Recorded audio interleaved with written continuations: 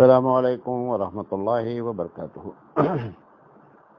الحمد للہ رب العالمین والعاقبۃ للمتقین والصلاۃ والسلام علی رسولہ الکریم۔ محترم حضرات، آج جمعرات ہے اور 24 جون 2021 ہے۔ پچھلے سوالات باقی رہ گئے تھے کچھ، لہذا انہی کو جو ہے وہ جواب دینے کی کوشش کر رہے ہیں، اسی لیے آج اعلان نہیں کیا گیا تھا کہ سوال جواب کی نشست ہوگی۔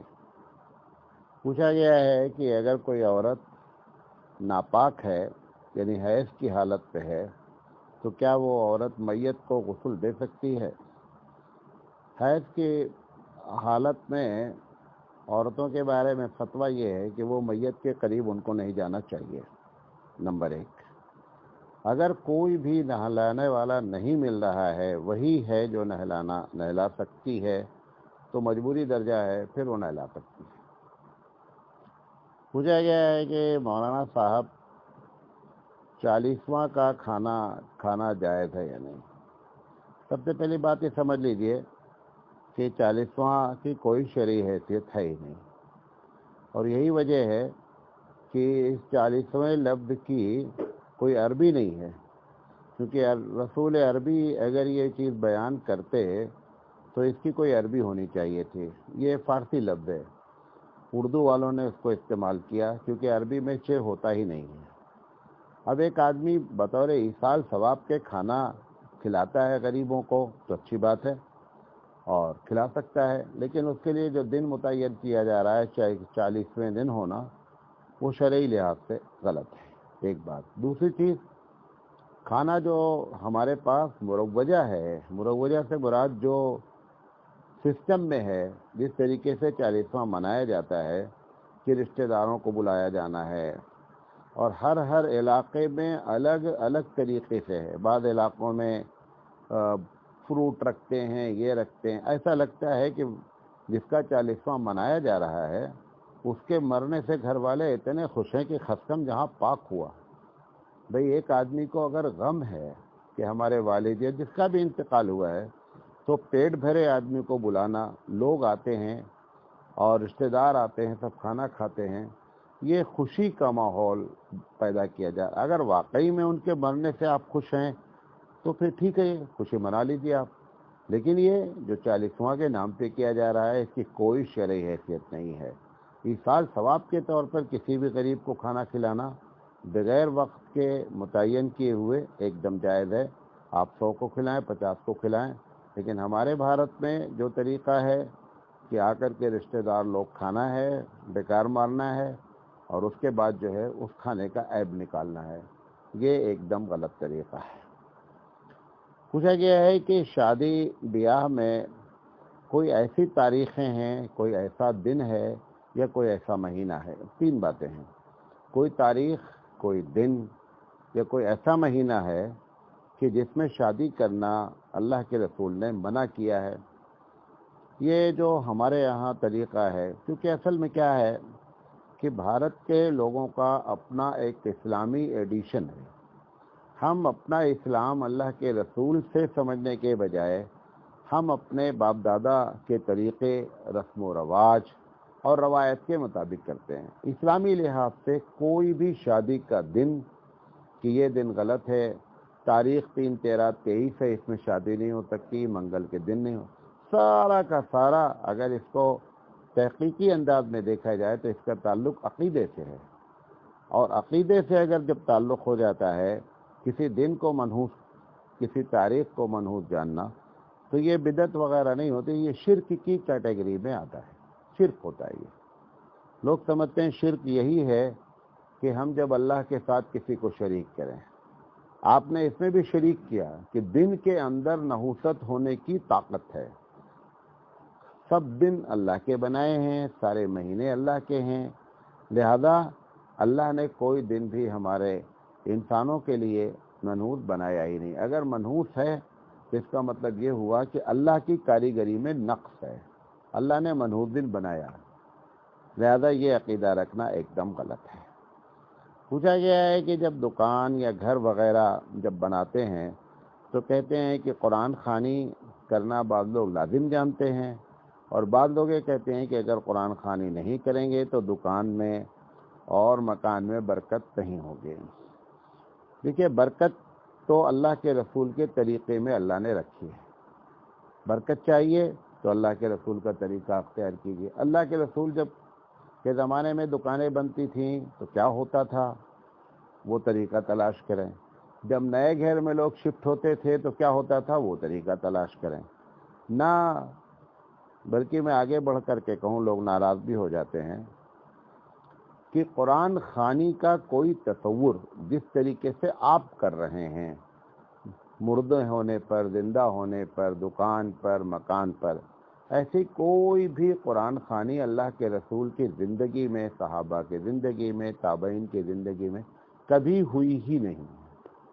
رہا یہ قرآن کریم پڑھ کر کے قرآن سے برکت حاصل کرنا، آپ جیسے چاہے ویسے کر لیں، گھر میں آپ اپنے گئے ہیں، روزانہ قرآن کریم کی تلاوت کیجئے، برکت ہوگی۔ آج ہی کے دن ایک دن کرنے کے بعد زندگی بھر اس میں برکت کون ڈالے گا؟ یہ ایک دم کوئی بھی اسلامی طریقہ نہیں ہے۔ پوچھا گیا ہے کہ شادی کے موقع پر بہت سے علاقوں میں ایک بڑا سا جو ہے وہ تعویذ کی شکل میں اس میں کچھ سکے رکھے جاتے ہیں، اور اس کو لوگ کہتے ہیں کہ امام ضامن ہے، اور وہ باندھتے ہیں کہ اگر اس کو باندھ دیا جائے گا تو بچہ جو دولہا بنے ہیں یہ بہت محفوظ رہیں گے۔ یہ ایک دم شرکیہ بات ہے۔ کوئی امام ضامن نہیں، ہم کو جس نے پیدا کیا ہے وہی ہماری موت اور زندگی کا اور ہماری حفاظت کا ذمہ دار ہے۔ جس نے پیدا کیا ہے وہی، اس کے اندر ہی طاقت بھی ہے اور وہی حفاظت بھی فرماتا ہے۔ لہذا شادی کے موقع پر ایسا کرنا یہ بھی شرک سے اس کا تعلق ہے۔ ایک صاحب نے کہا ہے کہ میں نے فجر کی نماز پڑھی اور آخری وقت میں پڑھی، مجھے قبلہ کا ڈاؤٹ تھا۔ میں نے پہلے کوشش کی معلوم کریں قبلہ کیا ہے، سوچ سمجھ کر کے، جس کو ہم اپنے اصطلاحی زبان میں کہتے ہیں کہ تحری کیا، کو سوچا یہی قبلہ ہوگا، ایسا ہے، جو بھی اس کے دماغ میں بات آئی، اور اس نے نماز پڑھی۔ نماز پڑھنے کے بعد جو ہے وہ اس کو محسوس ہوا کہ نماز کا وقت ختم ہو گیا، فجر کا آخری وقت تھا۔ اس کو محسوس ہوا کہ شاید ہم نے قبلہ غلط کیا، اب لوگوں نے بتا دیا کہ آپ نے جس طریقے سے نماز پڑھی ہے وہ قبلہ صحیح نہیں تھا۔ اگر ایسا ہوا ہے اور تحری کرنے کے بعد ہوا ہے تو نماز دہرانے کی کوئی ضرورت نہیں ہے۔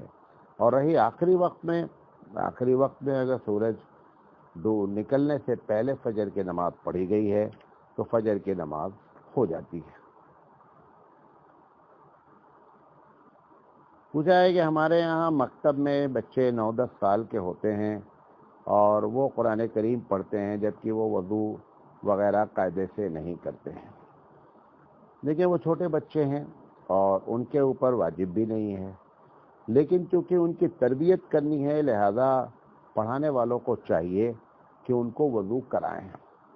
اگر وہ پورا مکمل نہیں کر سکتے ہیں وضو، جیسا کہ ہم لوگ کرتے ہیں، تو کم سے کم وضو کے فرائض کیا کیا جائے، ان سے ادا کرا دیا جائے، اور اتنا کافی ہے۔ اتنا ڈنڈا لے کر کے ان کے پیچھے نہیں کہ آپ نے ناک میں پانی نہیں ڈالا، آپ نے کلی نہیں کیا، اتنا کرنے کے بجائے جو وضو کی 4 چیزیں فرض ہیں، فَاغْسِلُوا وُجُوهَكُمْ وَأَيْدِيَكُمْ إِلَى الْمَرَافِقِ وَامْسَحُوا بِرُؤُوسِكُمْ وَأَرْجُلَكُمْ إِلَى الْكَعْبَيْنِ۔ یہ 4 چیزیں فرض ہیں۔ کوئی عام آدمی بھی اگر جلدی میں یہ 4 چیزیں کر لے گا اور نماز میں شامل ہو جائے گا، وضو ہو جائے گا۔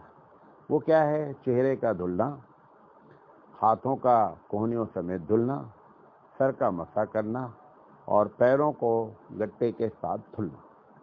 یہ اگر 4 کام ہو جاتا ہے تو وضو ہو جاتا ہے۔ بقیہ جتنی چیزیں وضو میں ہم کرتے ہیں یہ سب کیا ہیں؟ یہ سنت ہے، کرنا چاہیے۔ تو بچے کو کم سے کم اتنا سکھلا دیا جائے اور تربیت کرنی چاہیے، لیکن اگر اس میں بھی نقص ہوگا تو بچے کا کوئی گنہگار نہیں ہوگا۔ ایک صاحب نے پوچھا ہے کہ مولانا صاحب، ایک عورت بڑی حیثیت والی ہے اور اس کے گھر میں نوکر چاکر لگے ہوئے ہیں، اب ہم نے اس سے شادی کی ہے، وہ یہاں آئی ہے، تو وہ کہہ رہی ہے کہ چونکہ ہمارے گھر میں نوکر چاکر لگے تھے، لہذا آپ پر یہ لازم ہے کہ آپ بھی نوکر چاکر لگائیں۔ تو کیا اس کا کہنا صحیح ہے؟ یہ بات صحیح نہیں کہہ رہی ہے۔ اس کی جو طاقت ہے، اس طاقت کے لحاظ سے وہ جیسے بیوی کو رکھنا چاہے رکھ سکتا ہے۔ یہ کہ ہم وہاں بھی نوکر ہمارے گھروں میں کام کرنے والے تھے، یہاں بھی آپ لائیں، یہ کوئی ضروری نہیں ہے، اپنی طاقت کے مطابق۔ دوسرا سوال کیا ہے کہ عورت جو آئی ہے اسے کھانا پکانا نہیں آتا ہے اور ایک دم کھانا نہیں پکا سکتی ہے، میں اکیلا ہوں، تو ایسی شکل میں کیا میں اس بنیاد پر اس کو طلاق دے سکتا ہوں؟ ایک دم نہیں دے سکتے ہیں۔ اگر اس کو شوق ہے سکھلایا جائے کھانا پکانا، لیکن اگر وہ کھانا پکانے سے بولے کہ میں نہیں پکاؤں گی، یہ آپ کی ذمہ داری ہے، تو یہ عورتوں کو ہمارے معلوم نہیں ہے، تو ہم لوگ ان کے اوپر روب ڈال کر کے ان سے کھانا وغیرہ پکواتے ہیں، حالانکہ کھانا پکانا کوئی عورت کی ذمہ داری میں داخل نہیں ہے۔ یہ بات جب میں کہتا ہوں تو مرد لوگ بہت ناراض ہوتے ہیں، لیکن دوسری بات بھی اس کے ساتھ کہنا چاہتا ہوں، بہت سے کام عورتیں ہم شوہروں سے کرواتی ہیں، وہ بھی ہماری ذمہ داری نہیں ہوتی ہے۔ مثال کے طور پر ایک مرد کے ذمے 3 جوڑا کپڑا سال میں ہے، وہ 5 جوڑا بنواتا ہے، بہت اچھی کوالٹی کا لے کر آتا ہے، بہت سے سامان لاتا ہے، تو وہ ساری ذمہ داری بھی مرد کے اوپر نہیں رہتی ہے۔ تو یہ اصل میں کیا ہے، کمپرمائز کا سودا ہے، یعنی کچھ لے کچھ دے والی بات ہے۔ آپ اگر کھانا پکاتی ہیں تو ہم آپ کے لیے 10 جوڑا کپڑا بھی بنواتے ہیں سال میں، تو کہیں آپ سمجھیں کہیں ہم سمجھیں۔ تو اگر اس طریقے سے قانونی لحاظ سے ایک دم گفتگو کی جائے گی تو نبھانا کیا ہو جائے گا، مشکل ہو جائے گا۔ لیکن اس بنیاد پر کہ طلاق دے دیں، غلط ہے، طلاق نہیں دینا چاہیے، غلط طریقہ ہے یہ۔ کیونکہ شوہر جب نکاح ہوتا ہے تو خیر اب تو یہ بات کم کہی جاتی ہے، پہلے کے نکاح میں اس بات کو جملہ جوڑ کر بولتے تھے نکاح کے قبول کرنے پہ کہ علاوہ نان نفقے کے آپ کے عقد میں دیا جاتا ہے۔ مطلب کیا ہے کہ تمہارے ساتھ یہ شادی کی جا رہی ہے، نان سے مراد نان ہے، نان روٹی جسے آپ کہتے ہیں، کہ اس کا خرچہ پانی بھی تمہارے ذمہ ہے، لہذا یہ مرد کی ذمہ داری ہوتی ہے کہ عورت کے کھانے کا انتظام کرے۔ مہینے میں بعض جگہ پر ایسا بھی ہے کہ مہینے بھر بیچاری جو ہے وہ کھانا پکاتی ہے عورت، ایک دن اگر نہیں پکاتی ہے تو ہم بہت ناراض ہو جاتے ہیں۔ حالانکہ ہم کو یہ سوچنا چاہیے کہ 29 دن جو اس میں پکایا ہے یہ خود بڑا احسان ہوا ہے۔ ایک دن اگر نہیں پکایا ہے تو آپ کو چاہیے کہ آپ اس کا انتظام کریں۔ میں اپنے گھر میں جس دن بھی ہماری اہلیہ کہہ دیتی ہیں کہ آج میرا موڈ نہیں ہے، ہم کہتے ہیں میں آپ کو لے کر آیا ہوں، آپ کے کھانے کی ذمہ داری ہماری ہے، ہم کھانا چاہے پکواویں چاہے ہوٹل سے لاویں، جو چاہیں کرتے ہیں، تو اس طریقے سے گاڑی اچھی چلتی ہے۔ لیکن یہ کہ نہیں تم کو پکانا ہی پکانا ہے، تمہاری یہ ذمہ داری ہے، یہ جملہ جو کہا جا رہا ہے اس جملے میں شرعی لحاظ سے دم نہیں ہے۔ ایک صاحب نے پوچھا ہے کہ ناپاکی کی حالت میں تقریر سننا یا بزرگوں کی نصیحتیں سننا یا تقریر دیکھنا، اس کا حکم کیا ہے؟ ایک دم سنی جا سکتی تقریر؟ میں ابھی آگے آپ کو بتاتا ہوں کہ ناپاکی کے آگے سوال آیا ہوا ہے، عورت کے بارے میں پوچھا گیا ہے، لیکن یہی حکم ہر ناپاک کا ہے۔ پوچھا گیا ہے کہ عورت ناپاکی کی حالت میں کیا کیا نہیں کر سکتی، تو میں بتا رہا ہوں کیا کیا نہیں کر سکتی۔ اس کے علاوہ آپ پھر نہ پوچھیں کہ کیا یہ کر سکتی ہے، کیا یہ کر سکتی ہے، اس کے علاوہ سب کچھ کر سکتی ہے وہ۔ کیا نہیں کر سکتی ہے عورت ناپاکی کی حالت میں یا مرد جب ناپاک ہو، جنبی ہو؟ سب سے پہلی چیز نماز نہیں پڑھ سکتی، نمبر 2 روزہ نہیں رکھ سکتی، نمبر 3 بیت اللہ میں یا اللہ کے گھر مسجد میں داخل نہیں ہو سکتی ہے، نمبر 4 قرآن چھو نہیں سکتی ہے، نمبر 5 قرآن کی تلاوت نہیں کر سکتی ہے، نمبر 6 ایسی حالت میں اپنے شوہر سے جو ہے وہ توبت نہیں کرا سکتی ہے۔ یہ اس کے علاوہ دعا پڑھنا، وظیفہ پڑھنا، اذان کا جواب دینا، تسبیحات پڑھنا، جو کچھ بھی ہے اس 6 کے علاوہ سب کچھ ناپاکی کی حالت میں مرد اور عورت دونوں کر سکتے ہیں، کوئی اس میں قباحت نہیں ہے۔ पूछा गया है चांदी की अंगूठी कितने ग्राम की होनी चाहिए। इस पर जो फतवा है वो 4.5 यानी 4.5 ग्राम से ज़्यादा चांदी की अंगूठी मर्द को नहीं पहनना चाहिए।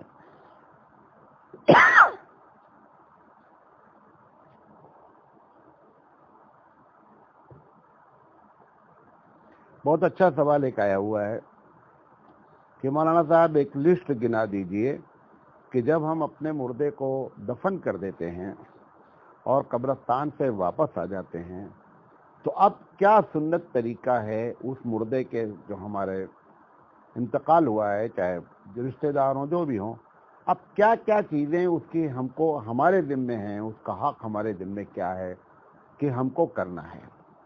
सबसे पहली बात तो जान लीजिए कि जब एक आदमी का इंतकाल हो गया, आपने उसको दफन कर दिया, अब शरई लिहाज से जितनी चीज़ें आप कर रहे हैं ये सब आपका बनाया हुआ है, चाहे वो तीजा कर रहे हों, चाहे 40वां कर रहे हों, चाहे बरसी कर रहे हों, जो कुछ भी किया जा रहा है, हत्ता कि मुर्दों की ईद मनाई जाती है, शब बारात पे कहते हैं कि मुर्दे घर में आते हैं, मुर्दों की ईद होती है, सब झूठ बकवास है।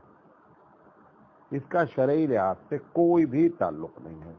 अब जो चीज़ इस्लाम जिस चीज़ को उभारता है कि मरने वालों के लिए आप इस्तग़फ़ार करें कि अल्लाह इनकी मग़फ़िरत फरमा दे, जब याद आ जाए उनके लिए सदक़े जारिया का कोई काम करें, लेकिन ये कोई भी चीज़ करना लाजिम नहीं है।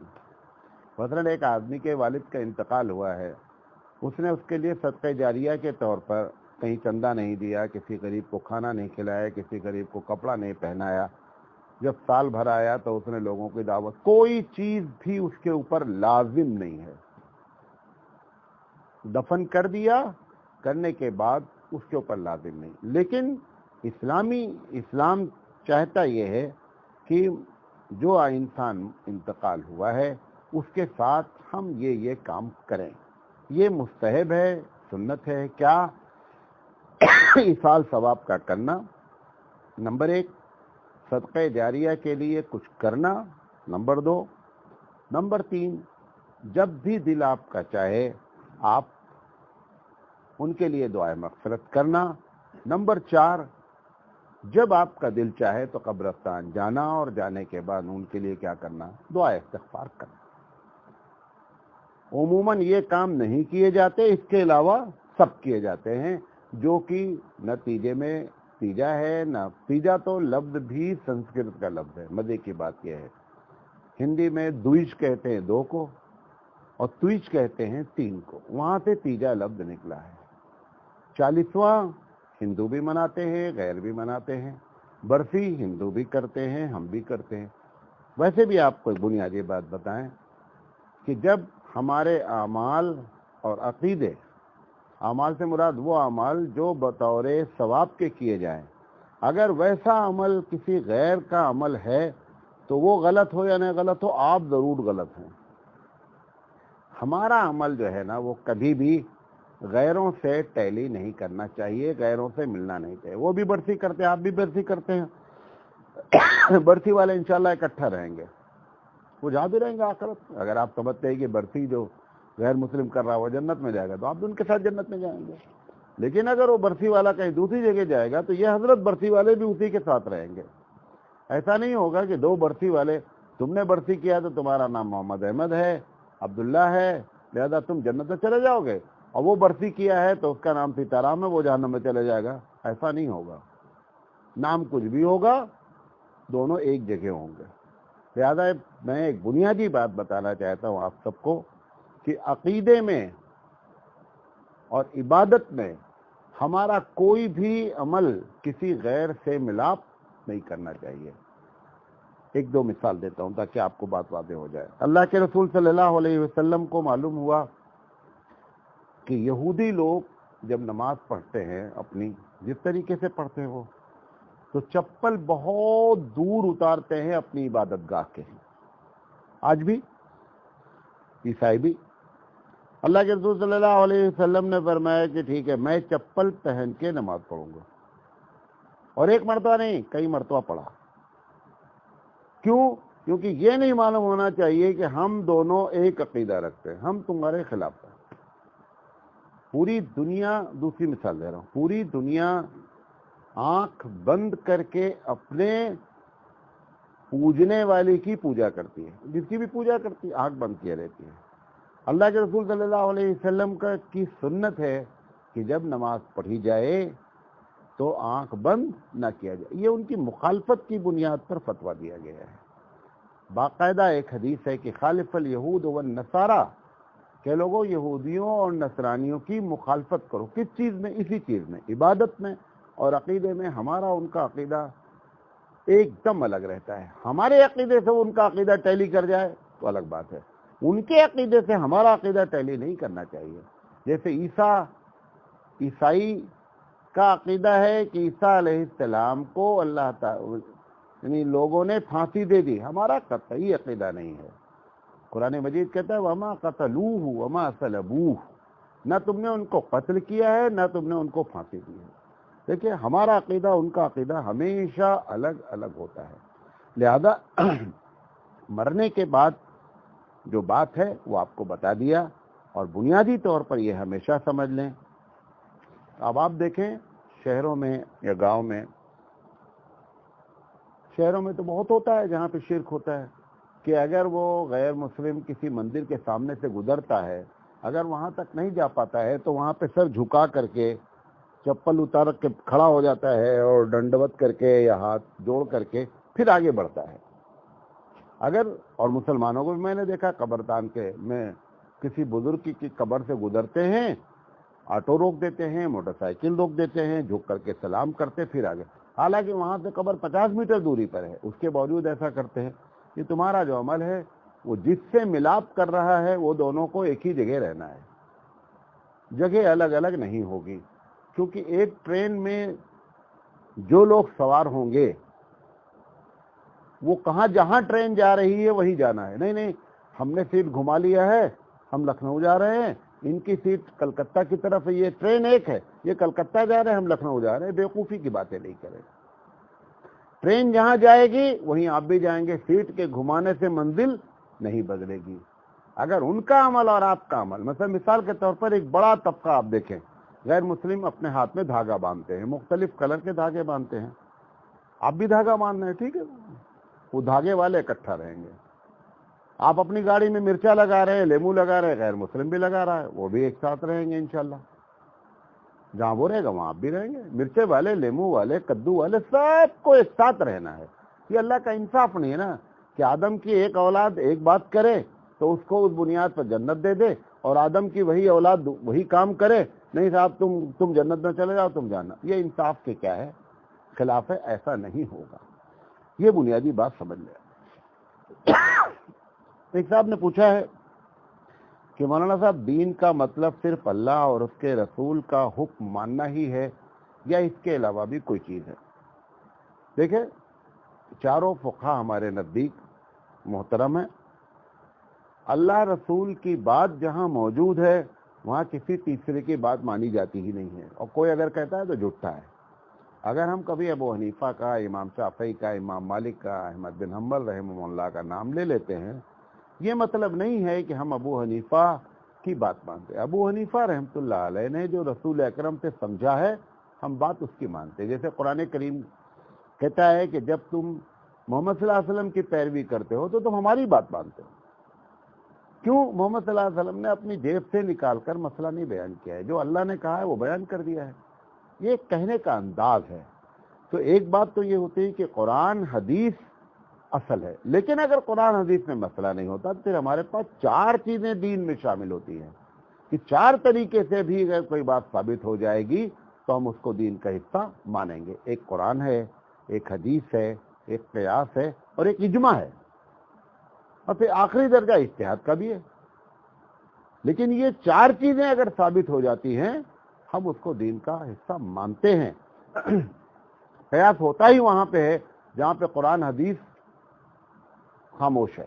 اب ایک مسئلہ پوچھا گیا آپ نے، قرآن مثلا ایک عورت پوچھتی ہے کہ مولانا صاحب ہم لپسٹک وہ کیا کہتے ہیں نیل پالش لگاتے ہیں جو انگوٹھوں میں ناخنوں پہ لگاتے ہیں، اس کے لگانے سے نماز ہوتی ہے یا نہیں ہوتی ہے؟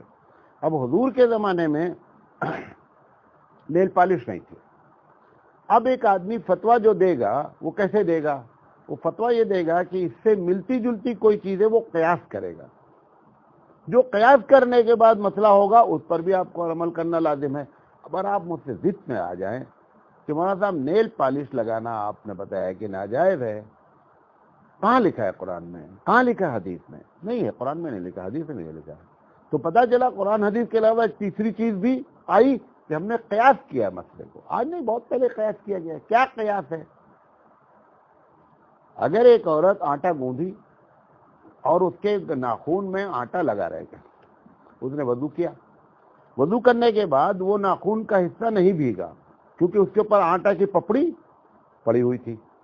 نیل پالش میں بھی یہی ہوتا ہے کہ آپ نے نیل پالش لگا لیا تو اس کے بعد وہ ناخون نہیں بھیگے گا.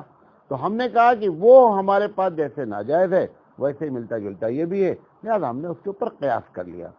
تو جن صاحب نے بھی سوال کیا ہے ان کو چاروں چیز جو ہے وہ سمجھنا چاہیے کہ ان چاروں طریقوں سے دین کے مسائل کو ثابت کیا جاتا ہے. پوچھا گیا ہے کہ کیا قربانی کے لیے بکرے کی عمر فکس ہے؟ فکس مطلب زیادہ نہیں فکس ہے، مطلب کہ اس سے بڑا بکرا نہیں ہونا چاہیے، یہ نہیں فکس ہے. اس سے کم نہیں ہونا چاہیے، یہ فکس ہے کہ اگر بکرا کوئی قربانی کر رہا ہے تو اس کی عمر 1 سال ہونی چاہیے، لیکن آگے کتنی ہونی چاہیے اس کی کوئی قید اللہ کے رسول صلی اللہ علیہ وسلم نے نہیں لگائی ہے. پوچھا گیا، ایک صاحب نے پوچھا ہے کہ ایک بکرا جل گیا ہے مولانا صاحب اور اس کو زخم ہو گیا، پھر دوا علاج کیا گیا، ابھی بقرعید میں وقت بھی باقی ہے، زخم بھر گیا ہے، بکرا ٹھیک ہو گیا ہے، لیکن جتنی دور میں زخم ہے تھوڑے سے حصے میں اتنی دور پہ بال نہیں اگ رہا ہے، جل گیا ہے، تو کیا یہ بکرے کا عیب مانا جائے گا؟ یہ چھوٹی بات ہے، یہ کوئی عیب نہیں ہے. پوچھا گیا ہے کہ داؤدی بوہرا کا ذبیحہ جائز ہے کہ نہیں؟ دیکھیے، داؤدی بوہرا کے بارے میں اگر یہ بات کہی جائے، فتویٰ ہو کہ وہ مسلمان نہیں ہیں، تو پھر ذبیحہ بھی جائز نہیں ہوگا. پہلے اس بات کی تحقیق ہونی چاہیے کہ ان کو ہمارا فتویٰ، جو لوگ بھی ان کے بارے میں کہتے ہیں کہ مسلمان کی کیٹیگری میں، مسلمان کی لسٹ میں نہیں داخل ہیں، ان کے نزدیک پھر ان کا ذبیحہ جائز نہیں ہوگا. پوچھا گیا ہے مولانا صاحب میری عمر زیادہ ہے اور میں قرآن کریم جب پڑھتی ہوں، اب میں مخرج بہت کوشش کرتی ہوں، بہت سیکھنے کی کوشش کرتی ہوں، وہ مخارج جو مطلوب ہیں وہ میں ادا نہیں کر پاتی ہوں. تو ایک صاحب کہتے ہیں کہ ایسے کرنے پر اللہ کی لعنت ہوتی ہے آپ جب قرآن پڑھتی ہیں، تو کیا میں قرآن پڑھنا چھوڑ دوں؟ وہ مولانا صاحب نے جو بتایا ہے پوری بات بتانی چاہیے. ایک عورت ہے ہو یا مرد ہو، اگر کوشش کر رہا ہے، کوشش زندگی بھر کرے کہ قرآن کریم کیا کریں، صحیح پڑھیں. قرآن کا ایسے لوگوں پر اللہ کی لعنت یا قرآن بد دعا دیتا ہے ایسا کہتے ہیں، کچھ بھی نہیں ہوتا ہے. لیکن جان بوجھ کر کے ہم کو معلوم ہے کہ ہم غلط پڑھتے ہیں لیکن کوشش نہیں کر رہے ہیں، یہ غلط ہے. کوشش کرتے رہنا چاہیے اور اس کے لیے کوئی عمر کی قید بھی نہیں ہے. اور اگر ایسے حدیث پہ تو یہاں تک آتا ہے کہ جو لوگ کوشش کرتے ہیں اور حق لا کر قرآن پڑھتے نا، الحمدللہ بیچ میں حق لاتے ہیں، آپ نے فرمایا ایسے آدمی کو 2 ثواب ملتا ہے. اللہ تعالیٰ نے اس کو کہ یہ ہمت کرے، آگے بڑھے. یہ کہ ہم یار حق لا کے پڑھتے ہیں، بہت دھیرے پڑھتے ہیں، چھوڑو کون پڑھے، ایسا نہیں کرے. ایسے آدمی کا ثواب زیادہ ہے. لیکن میں یہ نہیں کہہ رہا ہوں کہ اب آپ کو معلوم ہو گیا کہ مولانا صاحب نے کہہ دیا حق لانے کا ثواب زیادہ ہے تو حق لانے کو آپ برقرار رکھیں کہ ثواب زیادہ ملے، ایسا بھی نہیں کریں. یہ ہے کوشش کریں اور قرآن، کیونکہ صحیح پڑھنے کا ثواب کتنا ہے وہ بھی تو بہت بڑا ہے، اس کو بھی یاد رکھیں. پوچھا گیا کیا ممبر پر بایاں قدم سے چڑھنا مسجد میں منع ہے؟ جن صاحب نے سوال پوچھا انہوں نے لکھا ہے کہ حدیث پہ منع ہے. مجھے حدیث نہیں ملی. اگر آپ کو حدیث معلوم ہو تو آپ مجھے بھیج دیں، انشاءاللہ اگلے سوال میں اس کو شامل کیا جائے گا. پوچھا گیا ہے کہ ممبر میں کتنی سیڑھیاں ہونی چاہیے؟ دیکھیے، ممبر کا مقصد سمجھ لیں. آدمی تھوڑا سے بلندی پر کھڑے ہو کر کے خطبہ دے تاکہ مسجد میں جو لوگ بیٹھے ہوئے ہیں آپ اس کو نظر آئیں، یہ مقصد ہے۔ اب زیادہ تر جو صحابہ کے زمانے میں اور جو ہے مسجدیں، اس میں اکثر لوگوں کی رائے یہ ہے، فتاوے ہیں کہ 3 سیڑھی کا ہونا مستحب ہے، لیکن اگر کہیں ضرورت 5 کی پڑی ہے، 8 کی پڑی ہے، کیا جا سکتا ہے، اس میں کوئی ایسی بات بنا دی نہیں ہے۔ پوچھا گیا شادی بیاہ میں جو رسمیں ہوتی ہیں، اگر آپ بتا دیں کہ کون کون سی رسم جائز ہے تو بڑی مہربانی ہوگی۔ اچھا، ہم کو پہلے یہ معلوم ہو کہ تمہارے علاقے میں کون سی ہوتی ہے۔ اگر آپ یہ سوال کرتے کہ شادی بیاہ میں سنت کے مطابق کون سی رسم ہوتی ہے وہ بتا دیں مولانا، تو ہم بتا دیتے بھائی قرآن حدیث سے کہ شادی میں کیا کیا سنت ہے رسم کرنا۔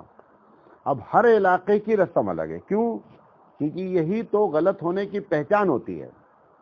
اگر سنت کے مطابق کوئی کام ہوتا ہے تو پوری دنیا کیا کرتی ہے؟ ایک طریقے پہ رہتی ہے۔ مثال کے طور پر